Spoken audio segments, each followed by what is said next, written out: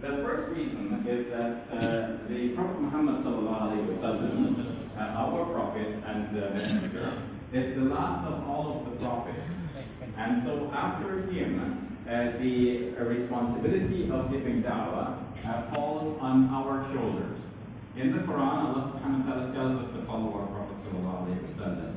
In the third chapter of the Quran, Surah Al-Imran, Allah subhanahu wa ta'ala speaks to the Prophet, but indirectly, the message is for us.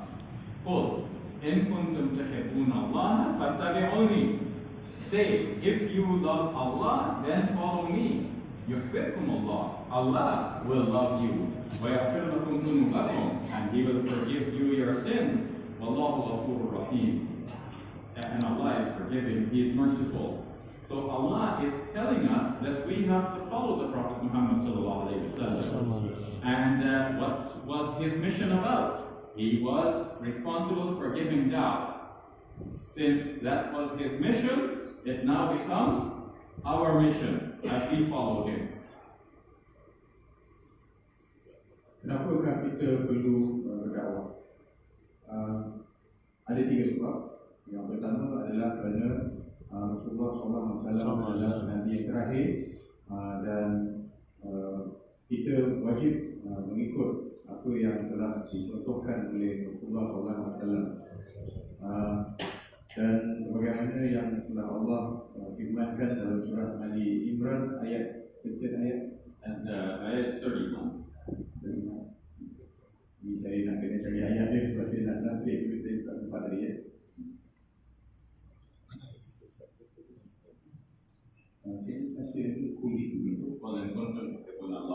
If you say, if you love Allah, fattabi'uni, then follow me. Kalau kamu cintakan Allah, maka ikutlah aku.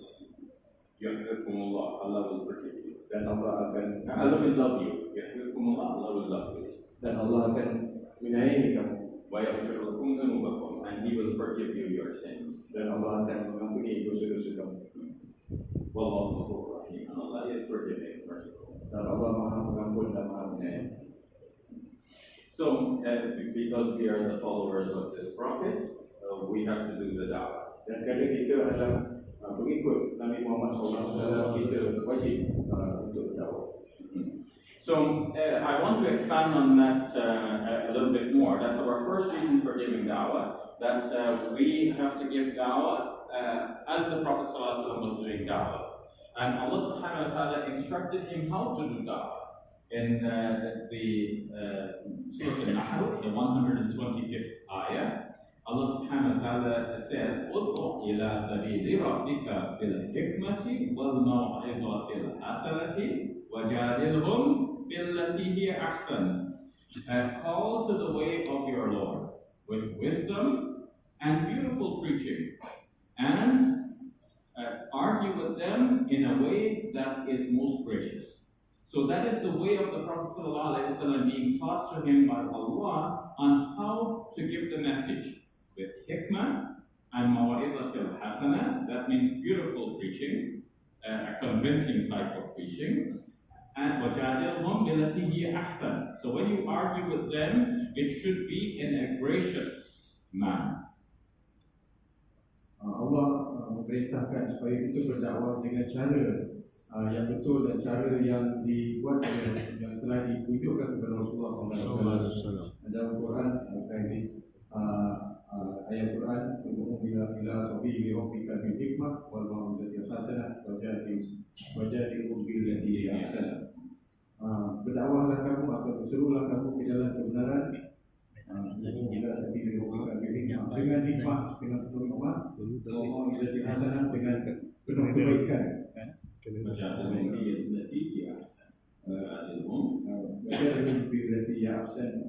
Argue with them in a way that is most gracious. Dan jika kamu berdebat dengan mereka, berdebatlah dengan cara yang paling baik. So, and the Prophet, peace be upon him, is being addressed by Allah subhanahu wa ta'ala in Surah Yusuf, when Allah subhanahu wa ta'ala tells him in the 108th ayah, "Qul, hadihi sabili." Say, this is my way. Ad'u ila Allahi ala basira. I call towards Allah with clear evidence. Ana wa man ittaba'ani. So this ayah shows that it is not only the Prophet Muhammad ﷺ who has to call people towards Allah, but this is the characteristic of his followers as well. Because he said, he's made to say, Ana wa man ittaba'ani, I and those who follow me. Dalam surah Yusuf ayat 108 menunjukkan bahawa Nabi Muhammad SAW bukan hanya beribu kita berdakwah, tetapi berdakwah mengikut cara dan mana. So the second reason I want to give now for why we do that. The first reason, as you can see, is because we are followers of the last prophet. After him, no other prophet will come. We have to continue that message. The second reason is that our youth are being subjected to the dawah of other people. And if our dawah is not strong, we will lose our youth. And maybe some people are already starting to notice this. We're noticing it a lot in Canada. Muslims have migrated to Canada from predominantly Muslim countries like Malaysia, like Saudi Arabia, and so many countries. When they come to Canada, for the parents, no problem. They are Muslims, nothing will change them. The youth now are exposed to all kinds of messages. So now the youth are wondering which message is stronger. Is it the message of Islam or is the message of somebody else? And if the dawah of the others is stronger, they're winning over our youth. And it's already happening there. I don't know if it is happening in Malaysia, but somebody told me that at least one occasion it can be cited in this regard, that a mother called up the Islamic organization and said, please help me because my son is becoming an atheist. So please talk to my son. Satu lagi sebab kenapa kita berdakwah adalah kerana golongan belia. Sebab hari ini golongan belia terdedah kepada pelbagai anasir dan pelbagai mesej-mesej yang datang daripada pihak-pihak luar daripada Islam. Jika kita tidak lakukan dakwah kepada anak muda kita, maka mereka akan terjebak dan terpengaruh dengan mesej-mesej yang kuat yang datang daripada luar yang akan menyesatkan mereka. Dan mesej-mesej ini semakin lama semakin kuat. Di Kanada sebagai contoh, ibu bapa yang berhijrah ke Kanada tidak menghadapi begitu banyak masalah kerana mereka datang dengan Islam yang kuat. Namun anak-anak mereka di Shaber sebab mereka duduk dalam keadaan dan persekitaran yang bukan Islam. Saya tidak tahu bagaimana keadaan di Malaysia, tetapi pernah ada seorang ibu yang mengadu adalah di mana anak dia di Malaysia, anak dia sedang berfikir untuk menjadi seorang atheis. Now, our youth worldwide, they're surfing the internet, they're on social media, and they're connected to the world around us. They're hearing all kinds of ideas. If our message about the truth of Islam is being presented to the non-Muslims, then the first people to hear our message will be our youth. And they will become strong in Islam because they will know that our message is a powerful one. We are ready to give this message to non-Muslims.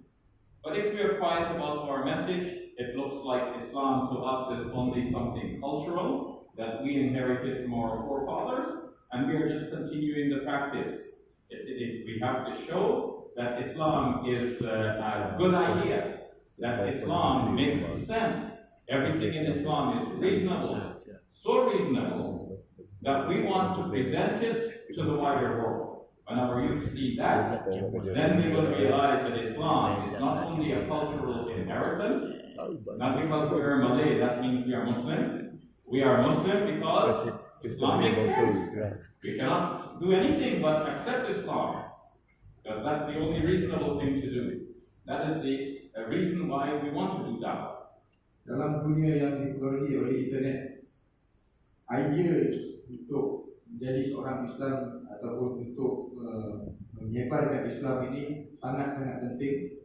Sebab kalau kita berdiam diri maka anak-anak muda akan melihat bahawa Islam ini bukan satu agama yang baik dan bukan satu agama yang perlu dikedepankan. Jadi kita sebagai orang yang lebih dewasa perlu lebih bersuara dan bukan hanya berdiam diri. Sebab kalau mereka mendengar mesej-mesej daripada pihak lain dan bukan daripada kita, maka mereka akan menganggap, anak-anak muda akan menganggap Islam ini hanya sebagai agama tradisi. Disebabkan mereka lahir dalam keluarga Islam, maka mereka pun Islam, tapi bukannya sebagai satu agama yang sepatutnya reasonable, satu agama yang sepatutnya diikut, satu agama yang wajib diikut. So that's the second reason we need to give da'wah. The third reason is that Allah subhanahu wa ta'ala gave us the responsibility to spread the message to the other nations. Allah subhanahu wa ta'ala describes this ummah in the Quran, in Surah Al-Baqarah, the second chapter of the Quran, and the 143rd ayah, where Allah subhanahu wa ta'ala tells us that we are ummatun wasatan. وَكَذَلِكَ جَعَلْنَاكُمْ أُمَّةً وَسَطًا. Thus we have made you a balanced nation.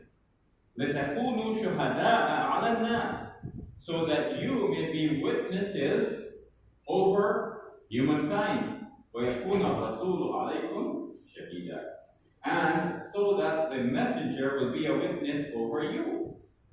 So the Mufassirun, the commentators on the Quran, explain that what this means is that on the Day of Judgment, when Allah will call the other nations and ask them, why did they not accept our Prophet Muhammad sallallahu alaihi wasallam?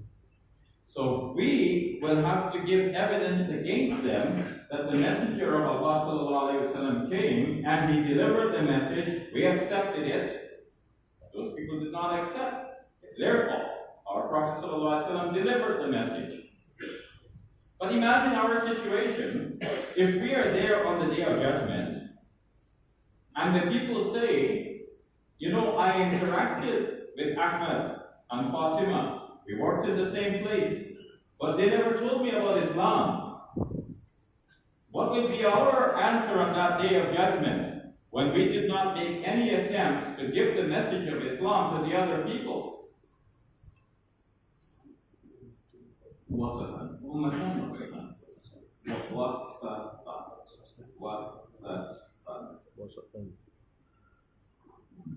Dalam surah Al-Baqarah ayat 143 ayat Allah SWT memanggil kita sebagai umatun wasatan, ataupun satu umat yang seimbang. Dan umat ini akan menjadi saksi kepada mesej yang telah dibawa oleh Rasulullah SAW. Beliau bertanya, apakah jawapan kita kepada Allah SWT pada hari akhirat nanti sekiranya kita ditanya oleh orang-orang yang bukan Islam, apakah mesej yang telah disampaikan kepada Rasulullah kepada kita, apakah kita telah menyampaikan kepada orang yang bukan Islam? Bagaimanakah kita nak menjawab soalan itu pada hari akhirat? So one of the scholars explained that our position in the world is described by Allah subhanahu wa ta'ala when He said that you must be the ones calling towards good, preventing what is wrong. The Quran in Surah Al-Imran says in the 104th ayah, وَلْتَكُمْ مِنْكُمْ أُمَّةٌ يَدْعُونَ إِلَى الْخَيْرِ. Let there be among you a group that invites towards what is good. وَيَأْمُرُونَ بِالْمَعْرُوفِ, and commands what is good and beneficial. وَيَنْهَوْنَ عَنِ الْمُنْكَرِ, and prevents what is wrong. وَأُولَٰئِكَ هُمُ الْمُفْلِحُونَ, and those are the ones who will be successful. So Allah places on us this responsibility to invite towards what is good, to do da'wah, to make da'wah to the nations, and to enjoin what is right and forbid what is wrong. So the scholar explains, based on this ayah and many others such, that our position is like the position of a police officer where the lights at the intersection are not working. If the lights are working, green light, go. Red light, stop. But if the lights are not working, there has to be an officer on the scene to say stop and go. If that officer abandons his position, what will happen at the intersection? There will be chaos. So there is chaos in the world, largely because we have neglected our duty of calling people towards Allah, commanding what is right, and forbidding what is wrong. Dalam surah Al-Imran ayat 104, dalam ada di antara kamu yang menyuruh berbuat baik dan yang menghalang dari berbuat jahat. Dan kita sebagai umat Islam ada seperti, ibaratkan seperti pegawai polis yang berada di traffic light. Apabila traffic light itu berfungsi dengan betul, tak ada masalah. Tapi apabila traffic light tidak berfungsi dengan betul, anggota polis itulah yang akan mengawal keadaan supaya tidak menjadi kelang kabut.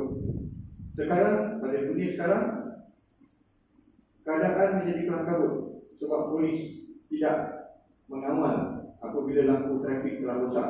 Maknanya keadaan sekarang memang terlalu banyak kemungkaran berlaku, tetapi orang Islam tidak membuat apa-apa.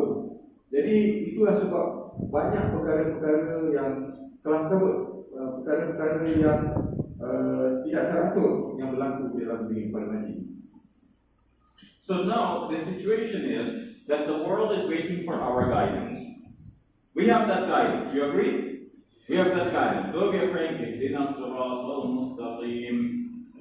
but we have it already. And we are asking for Allah subhanahu wa ta'ala to keep us on the guidance. That's what it means. It doesn't mean that, okay, we're in the Masjid now, send us to the church. It means we are already on the guidance, but keep us on the guidance. So we agree we are on the guidance. And Allah subhanahu wa ta'ala assures the Prophet sallallahu alayhi wa sallam that you are on the guidance. إِنَّكَ لَمِنَ الْمُرْسَلِينَ عَلَى صِرَاطٍ مُسْتَقِيمٍ. You are certainly from among the messengers on a straight path. That's the assurance of the Prophet Muhammad sallallahu alayhi wa sallam. And the people are saying, كُونُوا هُودًا أَوْ نَصَارَى تَهْتَدُوا. They're saying, be Jew or be Christian, then you will be guided. And Allah tells us what to say. قُلْ بَلْ مِلَّةَ إِبْرَاهِيمَ حَنِيفًا. Say, but rather the millah, the religion of Ibrahim, the upright one. وَمَا كَانَ مِنَ الْمُشْرِكِينَ. And he was not one of the polytheists. So Allah is assuring us we have the guidance. But the problem now is that the world is waiting for our guidance and we're not offering it.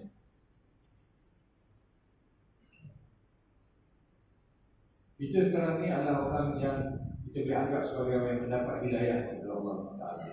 Betul? Dan dalam surah Yasin, Innaka laminal mursalin, you are certainly among the messengers. kamu adalah orang-orang yang mendapat Ala siratul mustaqim. di atas jalan yang betul. Yes.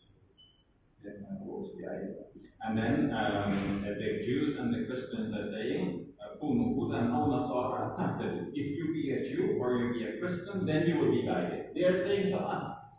Mereka mengatakan kepada kita, iaitu orang Kristian dan Yahudi, jika kamu betul, they want us to be like them, and they're saying, be like us, then you will be guided.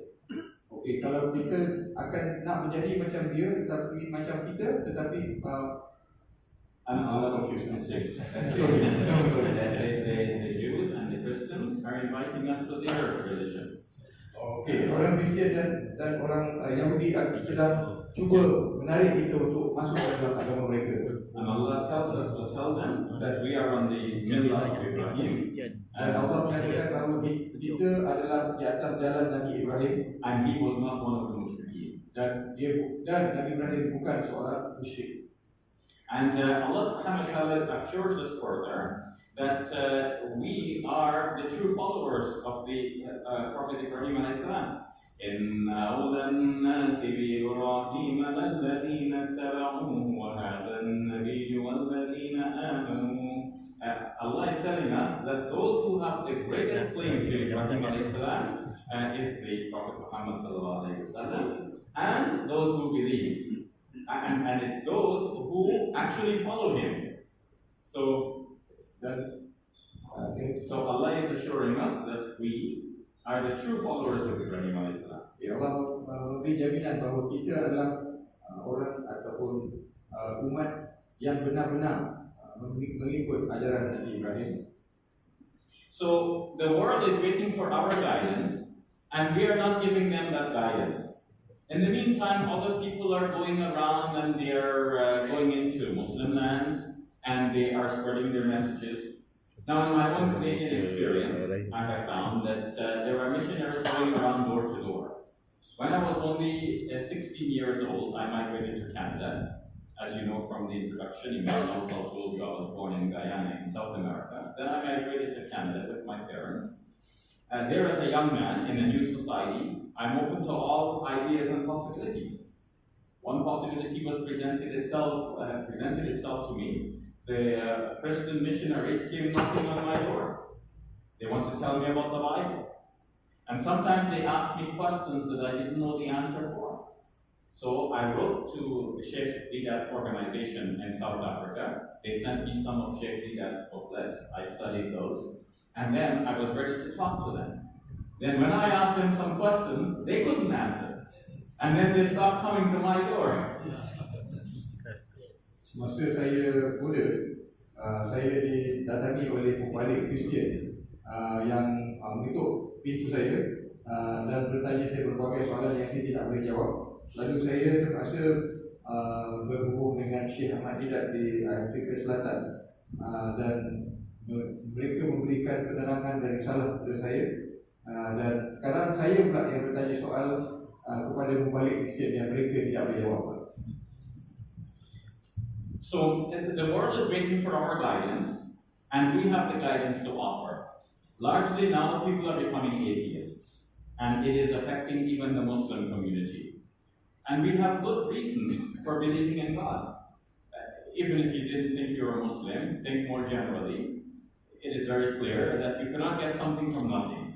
This whole universe, you think this came from nothing? No, there has to be a creator who brought this universe into existence. So we need to offer that to the world, otherwise people don't know.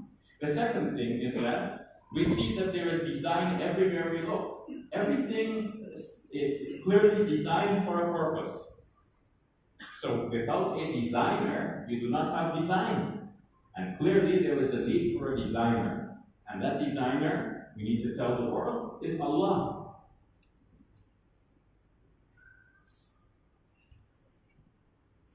Dunia sedang menunggu daripada orang yang dapat hidayah yang ketiga. Tetapi kita tidak memberikan apa-apa, tidak offer apa-apa, tidak menawarkan kepada dunia. Hidayah yang kita dapat itu kita hanya simpan untuk diri kita saja. Dan dunia ini ataupun alam ini tidak wujud daripada sesuatu yang tiada.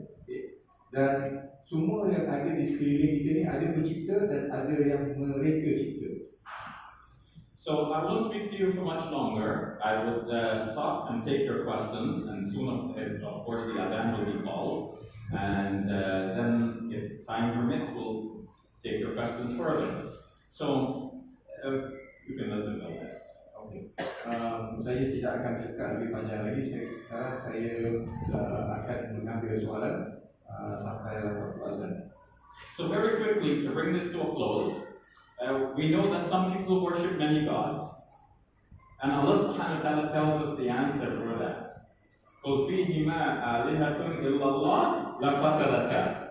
If there had been gods other than Allah in the heavens and the earth, then both the heavens and the earth would have been corrupted. So that's our answer to them, that there is only one God. But did we give this answer to anybody? Ada yang ramai orang yang menyembah banyak Tuhan, dan Allah menyatakan bahawa jika betul ada lebih dari satu Tuhan, maknanya dunia dan alam ini akan hancur kerana course kerana banyak Tuhan yang bergaduh, kan? Sebab tu boleh hancur. Itu logik lah. Some people say, okay, there is only one God, but that one is a complex one. And within the one, you have three.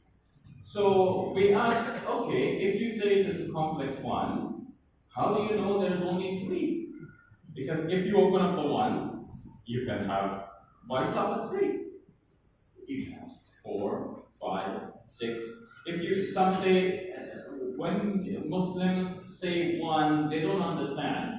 1 times 1 times 1 is also equal to 1. So I ask them, okay, what do you say about 1 times 1 times 1 times 1 times 1? That's also equal to 1. Why did you stop at 3?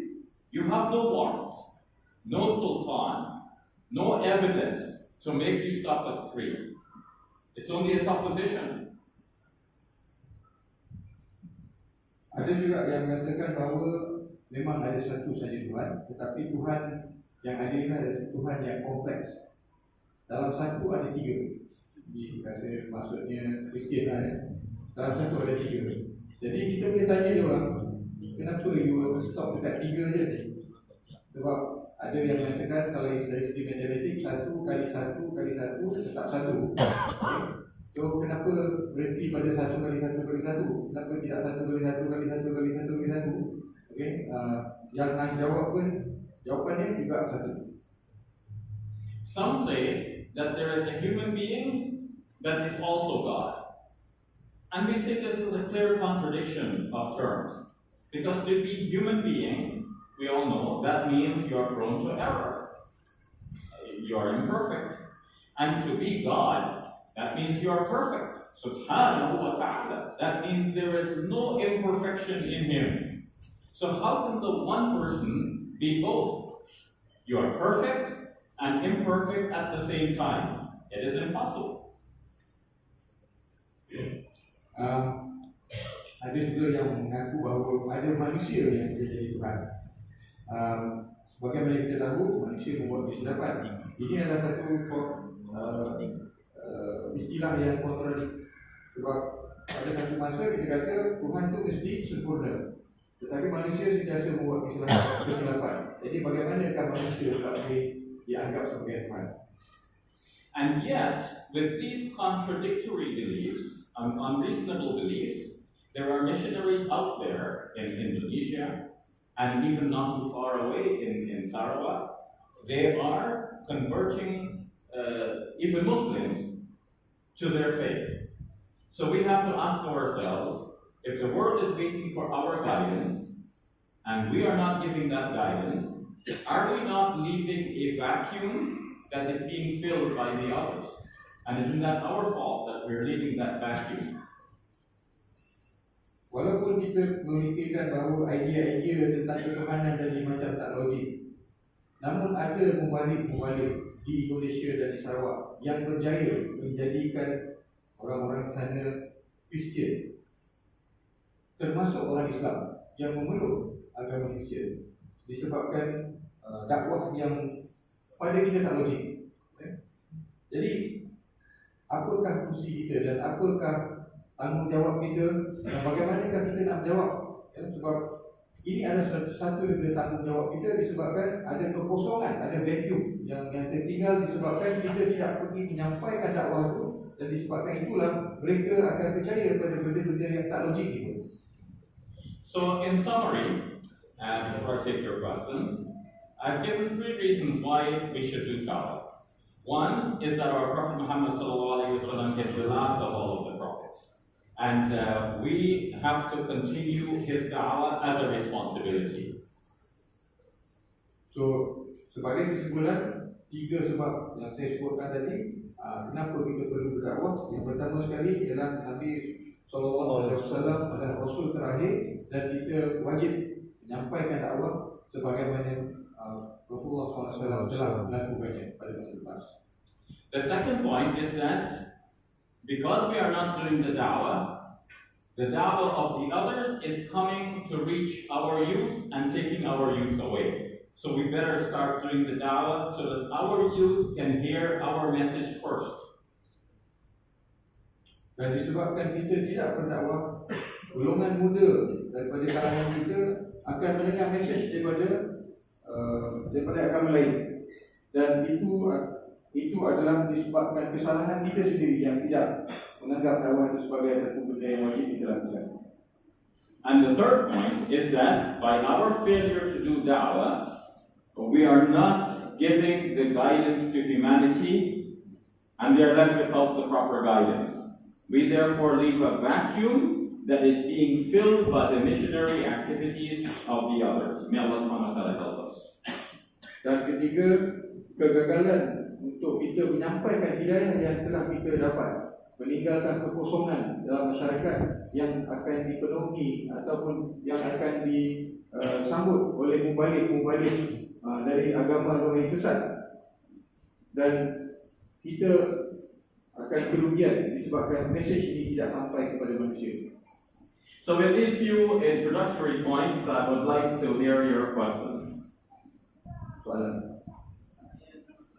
Ya, dalam masa itu. Adakah muzik daripada mereka adalah satu bentuk dakwah bagi agama Kristian? Satu dan kedua, adakah kalau dia dakwah bagi agama Kristian, ada wajar membiarkan anak-anak muda kita dan kaitan dengan muzik, dan rumah dengan muzik, kan yang mereka ayat tu diri-diri tu terus kepada maksiat, kritika. The question is music, especially from America, a form of message from the non-believers, and if it is so, then what do we do to our youngsters who listen to the lyrics and the wording from the messages of the lyrics? So, as you know from the introduction, my area of special interest is in comparative religion.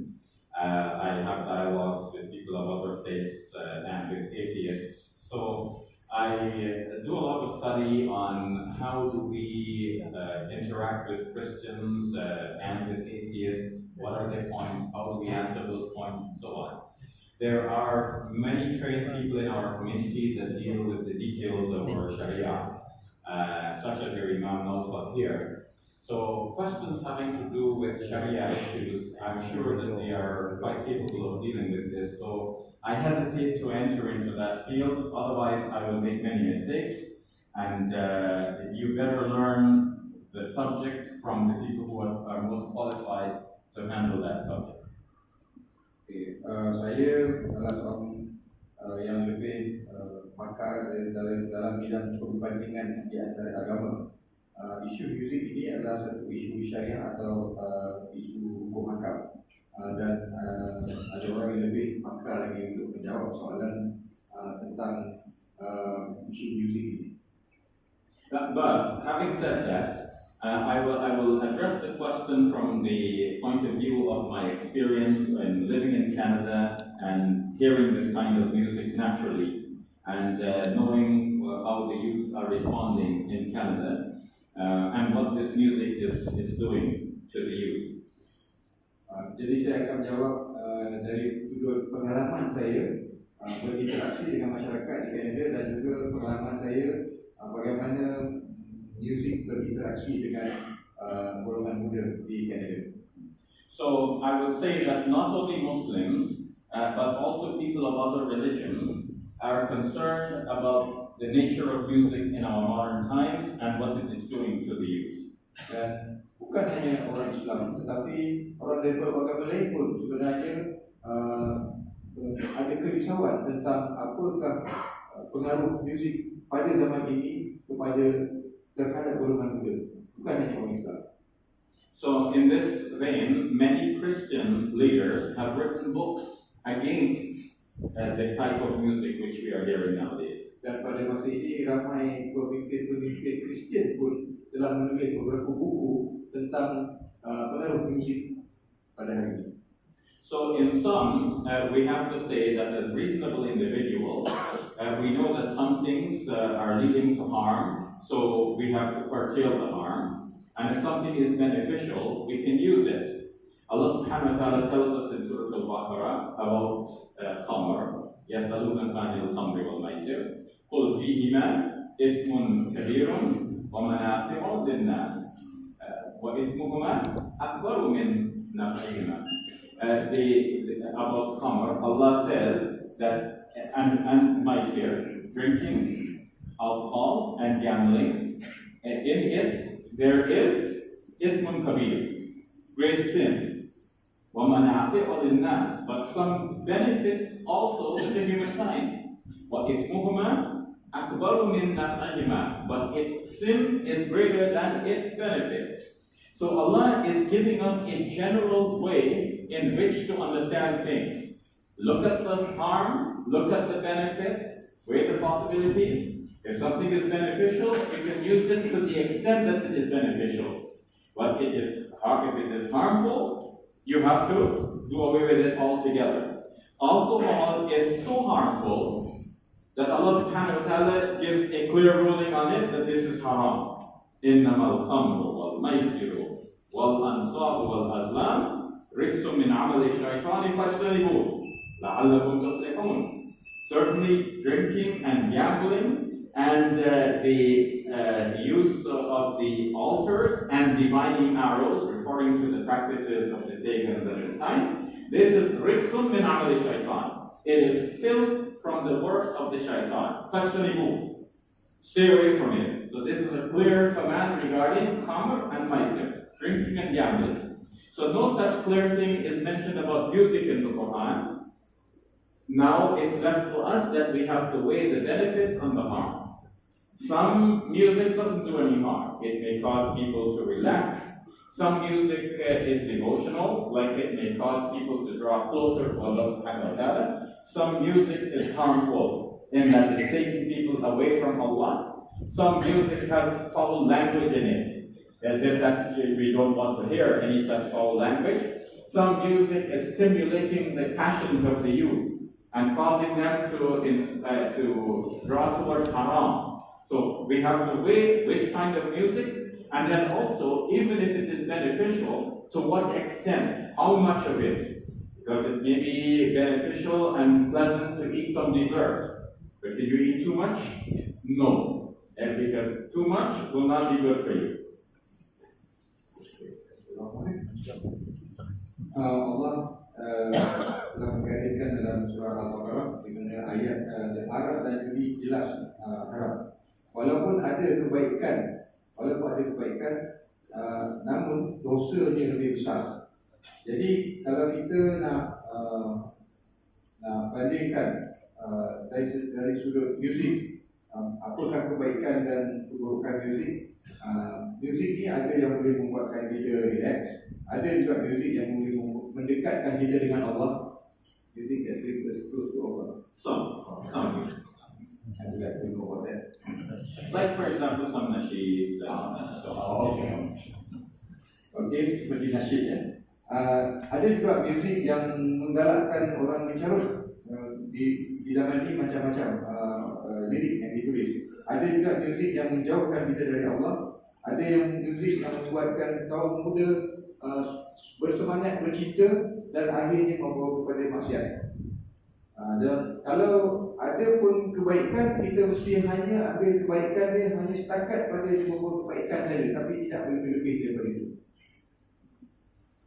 One of the disturbing aspects of music in modern times is that the female singers put out music videos and posters and everything like this, and they're not wearing much clothing.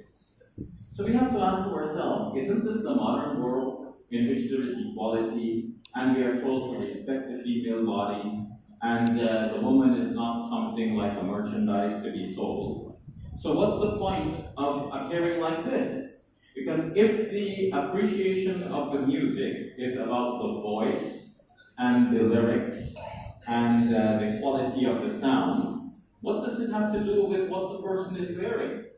It doesn't matter whether they are, this could be a nun with full clothing like the Muslim woman's hijab, and if her voice is good and she's singing something beneficial, that should be called good music, right? So why does the woman have to display herself like this in order to sell her music? That means that the music is no longer about the music, but about something else. May Allah subhanahu wa ta'ala help the youth. Zaman sekarang penyanyi, terutama sekali penyanyi wanita, menampilkan pakaian-pakaian yang terlalu tidak syariah komplain. Jadi dalam satu dunia di mana kita sepatutnya menghormati kaum wanita, dan dalam satu dunia di mana hak-hak wanita itu diperjuangkan, apakah poinnya mendedahkan wanita kepada halayak ramai, sedangkan yang sepatutnya yang yang sedang nak ditayangkan atau nak ditunjukkan adalah suara. Jadi apakah kena mengenai suara dan lirik dengan pakaian? Dan kalau orang yang boleh pakai hijab, suara dia sedap, apa salahnya kalau dia boleh menyanyi kan? Jadi maknanya ada maksud lain lagi yang membuatkan kita tanya-tanya kenapa dia orang buat video-video yang macam ni, yang nak tunjuk orang menyanyi, tetapi kita tak sedar kita sedang tengok orang yang sedang tidak tutup orang. Itu saya tambah sikit lah. So I'll take another question. Basing on your comparative study, so what are the points that you gather? You agree with me that the Christian missionaries are more aggressive in their evangelism, i.e., Christian missionaries they go inside, stay together, they meet together, stay together, as opposed to Christian missionaries which are very more aggressive. Yes. So the question is that it can be observed that Christian missionaries are very, the term he used I think is aggressive, and whereas Muslim missionaries are very passive. So Christian missionaries will go and live in a community, eat with the people, and win them over eventually. Whereas Muslim missionaries do not go to this kind of extent. Do I agree with that? And I would say yes. Soalannya daripada Dawah tadi, adakah dia bersetuju bahawa membalik masjid lebih agresif dalam pendekatan mereka sanggup duduk bersama-sama, hidup bersama, makan bersama, tidur bersama dengan orang-orang yang nak didakwahkan? Jawapan daripada Dr. Shaber tadi ialah ya. Saya pun tak sering tu. Saya nak awal nak apa lu.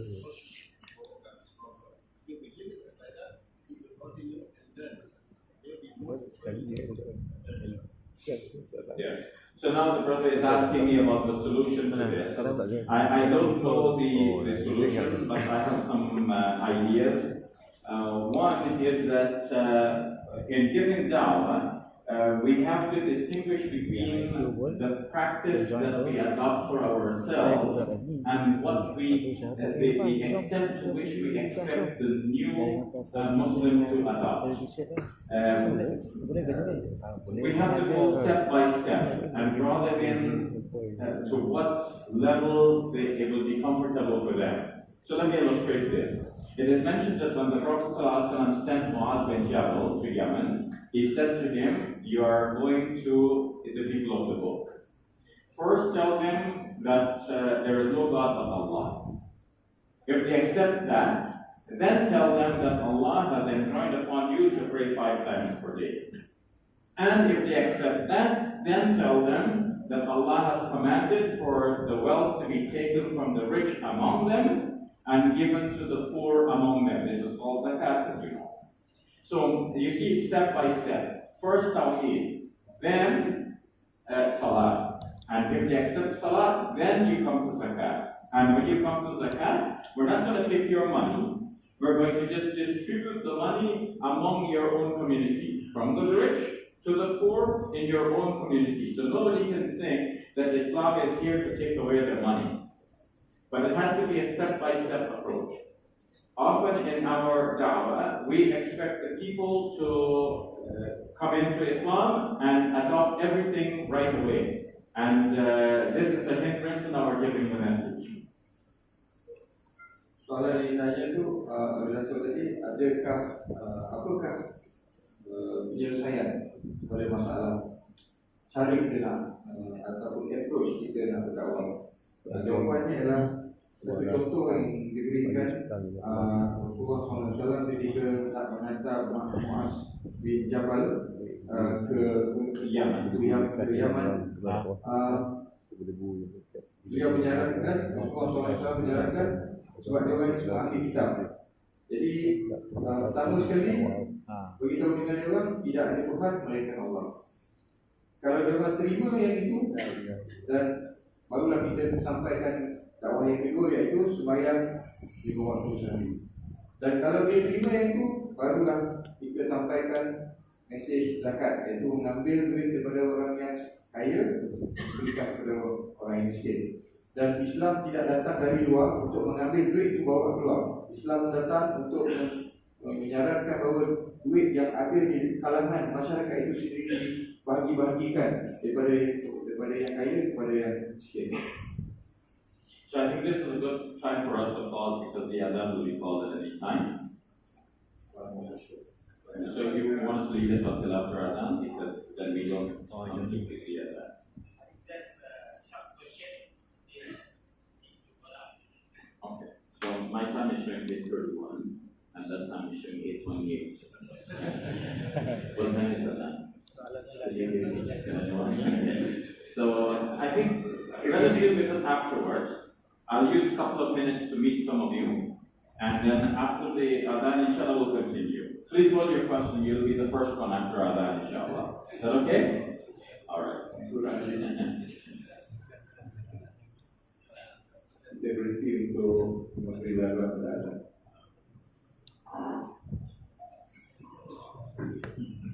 Good to meet you all, my brothers. Well, reading me after the 12 hour. Okay.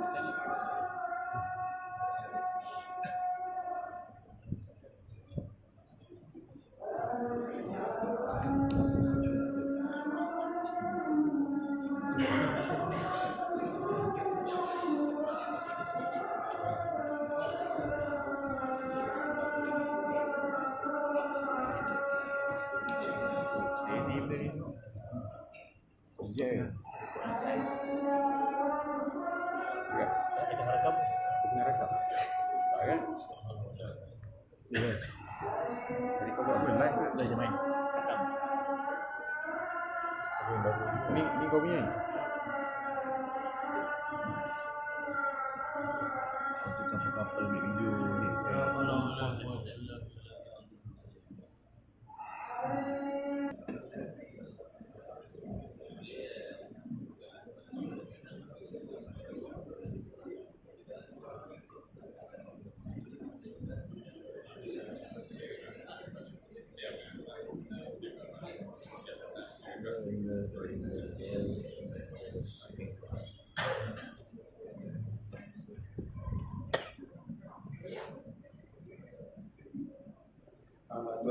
boleh terkait. Assalamualaikum warahmatullahi wabarakatuh. Okay, my question regarding the you mentioned about Dawah just now, yeah? Now, Okay. Now, what I gathered from what you have spoken about, non-Muslim missionaries is more successful than Muslim missionaries in Dawah, and especially for the youth, yeah. And okay, through your experience by looking at the Masuk. Muslim in this region, like Malaysia, Indonesia, Philippines, or whatever. And it appears that what we call Muslim clerics, not to say fail, but not really able to attract youth to join the Dawah or to join the message that carries back to pass it to Muslims.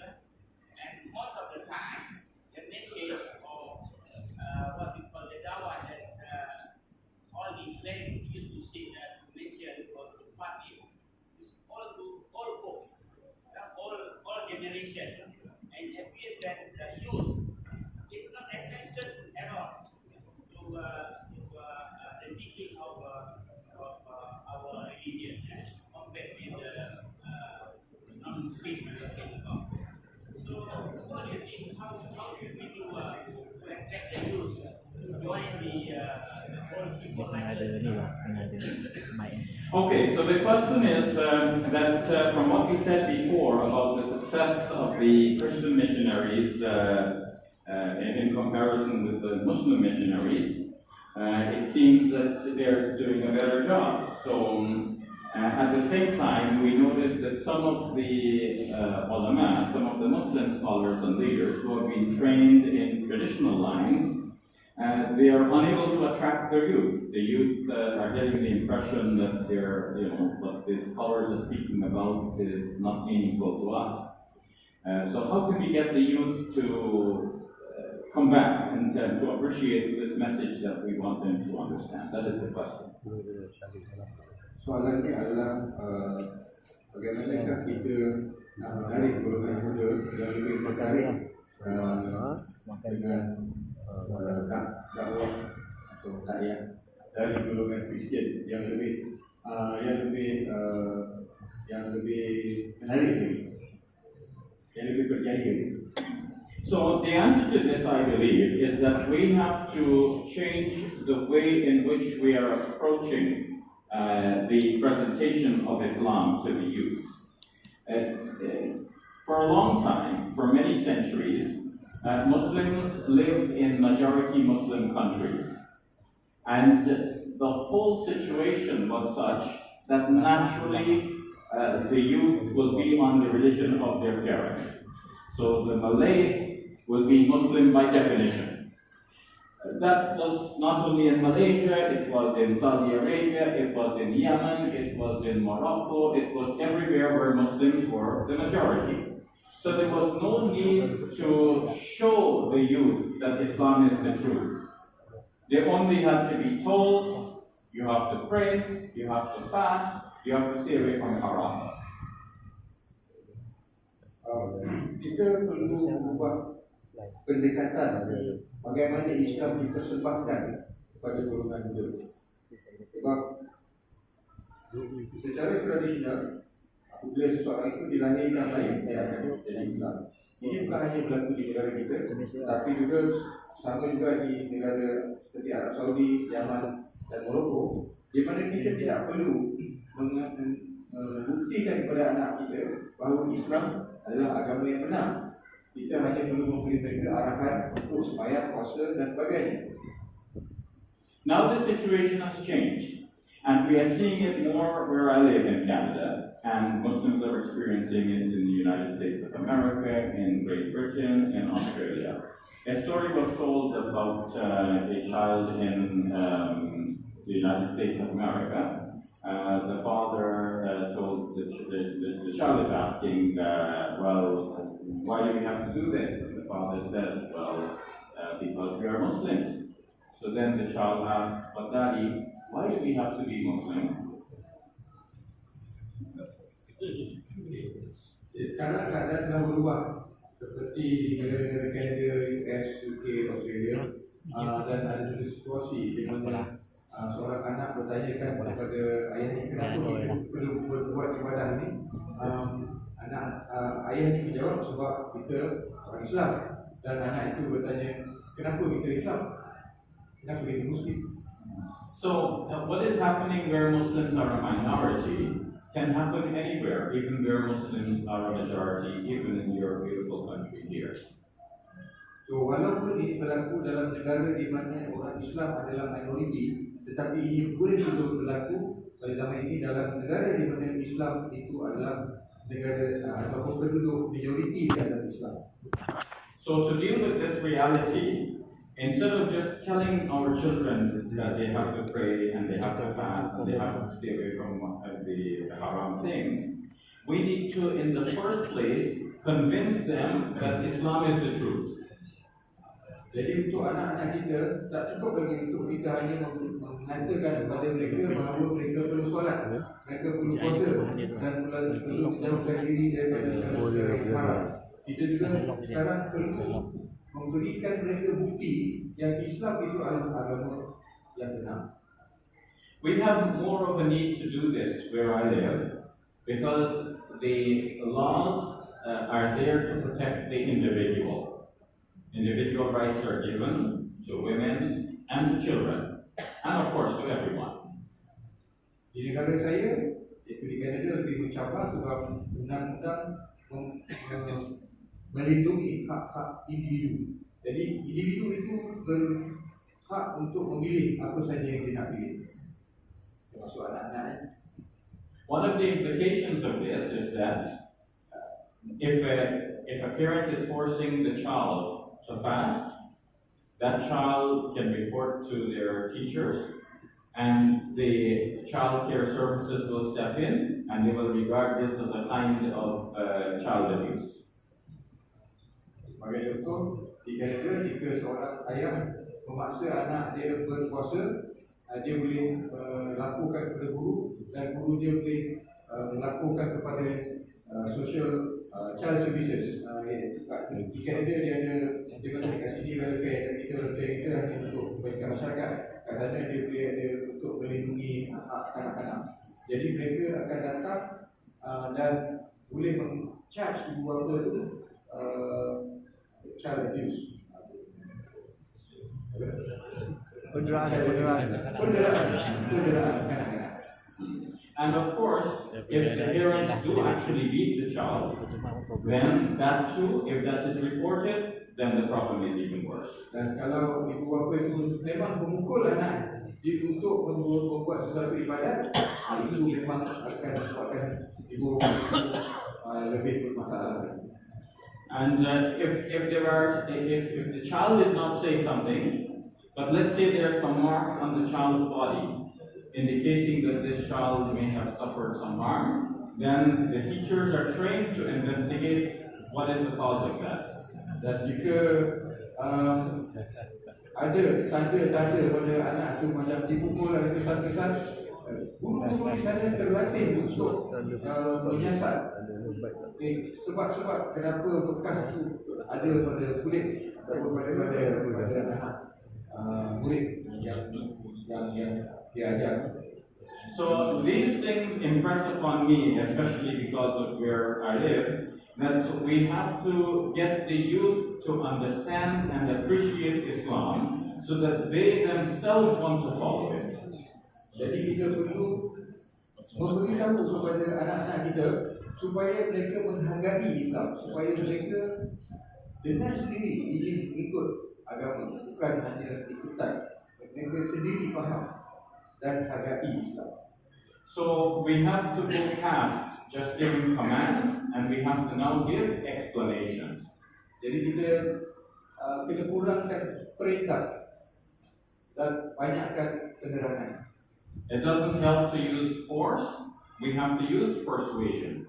So janganlah kita gunakan paksaan, tetapi gunakan persuasion. We have to persuade them. tunjukkanlah. Make them convinced. untuk membuatkan mereka percaya. Okay, so we're done with that.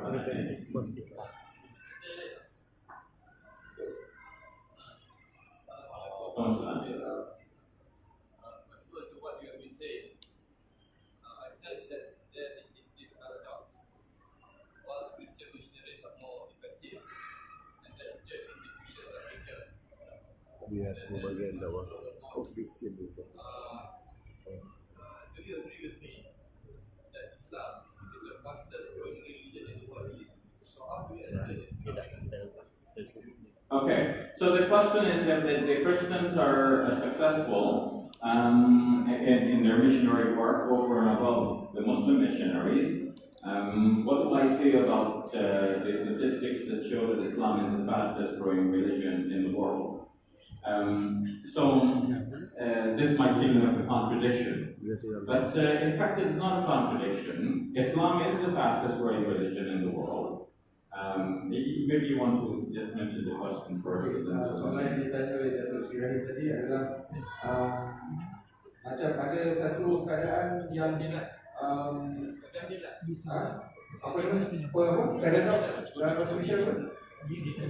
Keganjilan di mana kita mengatakan bahawa padri-padri membalik Kristian lebih berjaya daripada Islam. Pada masa ini dan gereja lebih kaya daripada masjid. Tapi pada masa ini Islam adalah agama yang paling cepat tersebar dan ramai orang memeluk Islam pada masa ini. Jadi bagaimanakah kita nak menerangkan keadaan ini? Apa makna dia? Because on the one hand, pada satu masa kita kata Islam tidak agresif, tapi pada satu masa kita kata Islam adalah agama yang paling cepat tersebar pada hari ini. So Islam indeed is the fastest growing religion in the world, and there are some reasons why this is not a contradiction. One is that while the missionaries are winning some converts and new people to the religion, they are also losing their youth in large numbers. Walaupun nampak macam keadaan ni keadaan yang agak ganjil, agak aneh, tapi sebenarnya walaupun mubalik Kristian berjaya mengkristiankan ramai orang, tetapi mereka juga kehilangan ramai orang-orang muda yang masuk agama lain, Islam. Yeah. Of course, their youth are not necessarily embracing Islam, but they are becoming agnostic and atheist or secularists. Okay. Dan ada antara golongan muda mereka yang menjadi agnostik. Agnostik ni adalah orang yang buktikan bahawa Tuhan ada, baru percaya. Agnostik ataupun orang yang atheist ataupun memeluk agama lain. And this is largely because, as we already explained, some of the beliefs of that religion are contradictory. And as you know, recently the leader of the Philippines said that these are stupid beliefs. And some people objected that he said that. But that's his own religion, and he has a right to call it the way he sees it. The leader of the Philippines, the youth are leaving Christianity. They're not necessarily becoming Muslim, but they are becoming agnostic or atheist or secularist. And that's because their beliefs do not make sense, to the extent that the leader of the Philippines recently, he said that these are stupid beliefs. Yes, they do not make sense, unreasonable beliefs. No, the beliefs of Christianity. Even though Catholicism is his own religion, he's Catholic himself, but he says the beliefs of my religion are stupid beliefs. Sebagai contoh, di pemimpin mereka sendiri, sebab agama resmi di Filipina adalah Kristian. Pemimpin dia sendiri mengatakan bahawa kepercayaan Kristian itu adalah satu kepercayaan yang So that's one reason, even though Christianity is growing in one way by getting more converts, it's losing its youth. And we're seeing that especially in Canada, where if you go to a church, most of the people are very old. They are retired individuals who are going to church. Even though their church services is on a Sunday, nobody is working then, but the youth are not there, only the retired people. So kalau kita tengok di Canada, sebagai contoh, walaupun mubalik mereka berjaya untuk convert orang non-Kristian untuk menjadi Kristian, namun yang golongan muda meninggalkan agama Kristian. Dan di banyak gereja-gereja yang mengisi gereja adalah golongan yang telah kecil. Golongan yang telah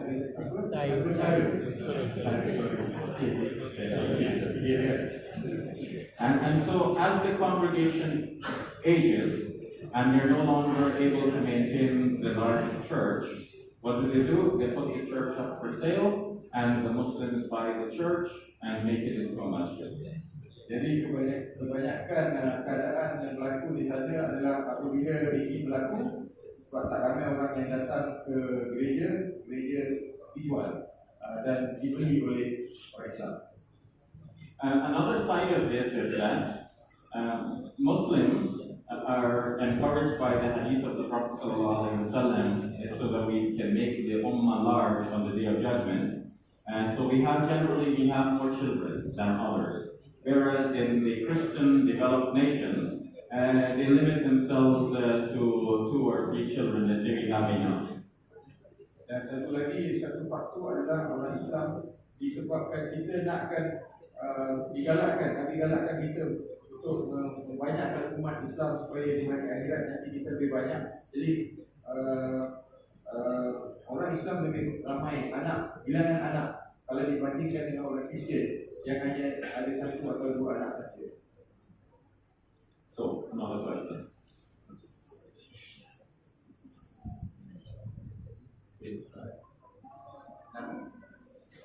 Muhammad Nazri. Okay.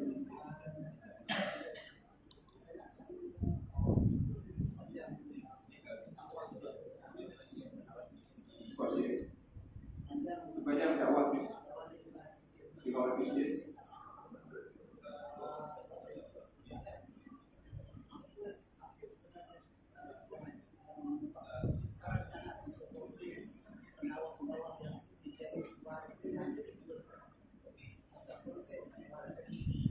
Okay.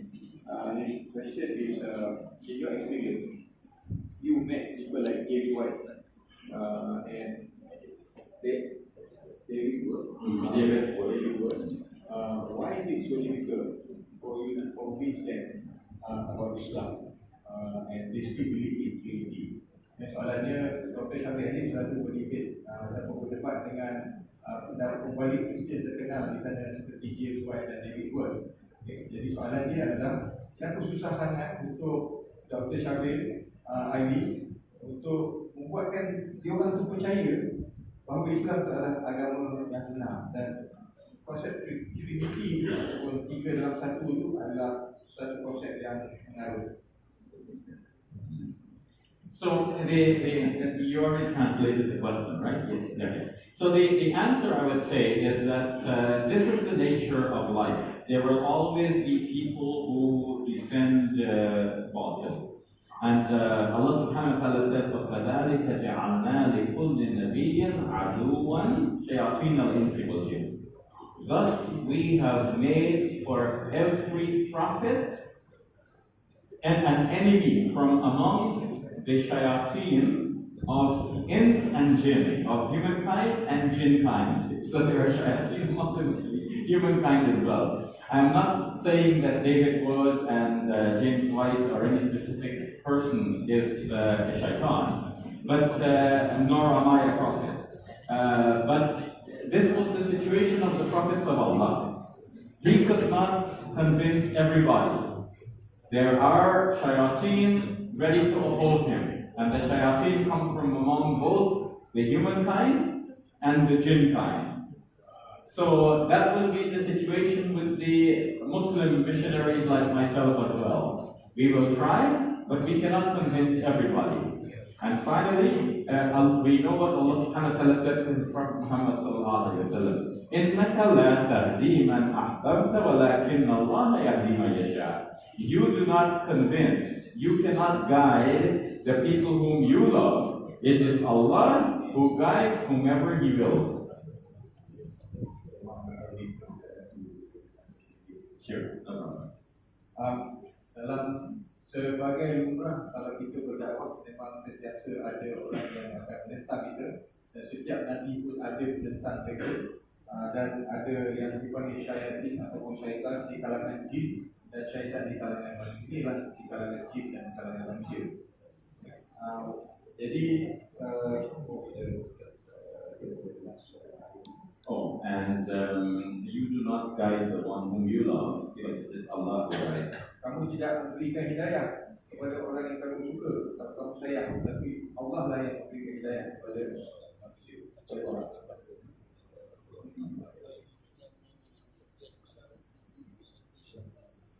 Soalan seterusnya kita ada lebih kurang nanti lagi. In any case, we're going to pray that One question dalam bahasa Melayu kan. Okay. Kita tahu di hari akhirat nanti, di mahsyar nanti, kita akan dipersoalkan sebab kita tidak menyampaikan agama Islam kepada orang-orang agama lain. Okay? Jadi balasan itu pasti. Balasannya bagaimana? Okay? Kemudian tu boleh tanya di sini 40, 50, 60, even 70. Adakah pernah menyampaikan kepada orang bukan agama Islam?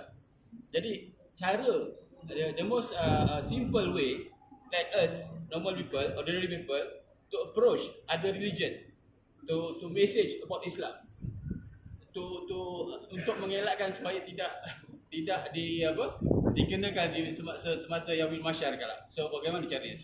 Okay, the question is in the hereafter, Masya, we will be asked, and we will definitely be punished for not delivering the message from Prophet Sallallahu Alaihi Wasallam. So, what's the approach, and what, or rather, what's the simple approach so that we will not be questioned about this responsibility in the hereafter? So, and the answer to that is that we need each at our own level to give the message as much as we can, in whatever way we can. It is reported that the Prophet ﷺ said, "Ballighu anni walau ayah." Convey from me, even if it is one ayah. It's mentioned in Sahih al-Bukhari. Sebenarnya dalam soal dakwah ini kita ikut kemampuan kita. Setakat mana yang kita mampu untuk menyampaikan, seperti mana yang disebut dalam sebuah hadis, bersabda sampaikan dariku walaupun satu ayat. So the specific ways on how to convey that message to another person will come to us if we change our thinking and decide that this is important and I need to give the message to somebody else. Kita akan berubah kalau kita ubah pikiran kita. Change our thinking and decide that yes, I have to give the message to somebody. Kita kena ubah pikiran kita dan kita kena buat keputusan bahawa berdakwah itu adalah wajib. Baru kita akan buat. Kalau kita selagi kita bertolak balik, kita akan buat. So, walaupun simple, sampaikan ayat satu ayat, tapi kita bisa buat keputusan dulu yang berdakwah itu wajib. And then the other way is that we need to demonstrate Islam in our own lives. If we are in good behavior, then somebody will know that this person is behaving well because he is a Muslim. So our actions will speak before our words. So kita sebagai orang Islam perlu menunjukkan kelakuan yang baik. Itu adalah dakwah yang antara cara dakwah yang paling besar, sebab kita perlu meletakkan kelakuan kita sebelum perkataan.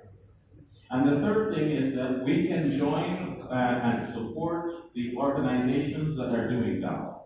Dan kita juga boleh menyertai mana-mana kumpulan yang melakukan membuat dakwah. So that what we cannot do as individuals, the organization will do with our support. Bagi apa yang tidak mampu untuk melakukan secara individu, kita boleh mengikut kumpulan yang berdakwah. InsyaAllah. Jazakallah khairan. I'm so glad I spoke with you here tonight, and thank you for welcoming me in your masjid and giving me this opportunity. May Allah subhanahu wa ta'ala reward all of you. And I pray that Allah subhanahu wa ta'ala bring us back together again in circumstances like this, and that He will unite us under the shade of His throne, under the Al-Jannah. And please forgive me if I said anything wrong or did anything wrong, and please ask Allah to forgive me as well. Jazakumullah khairan. Assalamualaikum. Saya juga minta maaf jika ada kekurangan saya yang tak tepat ataupun tertambah-tambah. Saya rasa tuan-tuan semua tahu. Jadi kita ucapkan terima kasih, dan kita juga ucapkan terima kasih kepada Dr. Shaber yang datang all the way daripada Lavender untuk bersama dengan kita. Sekian, wassalamualaikum warahmatullahi wabarakatuh. Waalaikumsalam.